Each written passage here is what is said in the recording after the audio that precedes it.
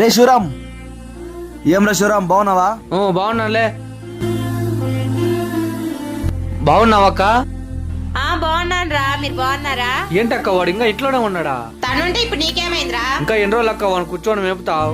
చూస్తేనే కంపరంగా ఉంది వాడిని. రే ఏంటి అలా మాట్లాడుతున్నావు? తను నా మరిది, మీరు చుట్టరికంగా వచ్చిందా? చుట్టరికంతోనే వెళ్ళండి. అక్క నేను నీ సొంత తమ్మున్నక్క. అయినా నీకు అసలు ఆనందం అంటే ఎందుకు పడదరా? వాడు ఎప్పుడైనా బద్ద శత్రువే, గుర్తు పెట్టుకో.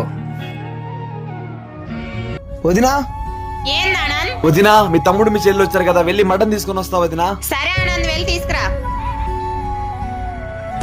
వాడిని ఎలాగైనా ఇంట్లో నుంచి పంపించేయాలి. మే ఇందు, ఏదైనా ఐడియా ఉంటే చెప్పు.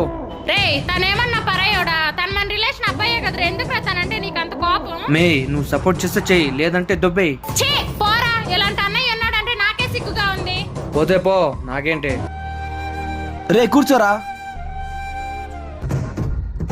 వీడికి ఇలా కాదు, ఏం చేయాలో నాకు బాగా తెలుసు.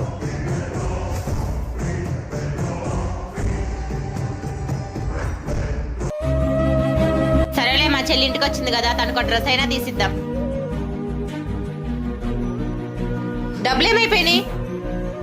అరే నువ్వేమైనా డబ్బులు చూసావరా? డబ్బులా అక్క? నేను ఇందాక చూసి నాకు ఆనంద్ గారు తీసుకెళ్తున్నాడు. అవునా?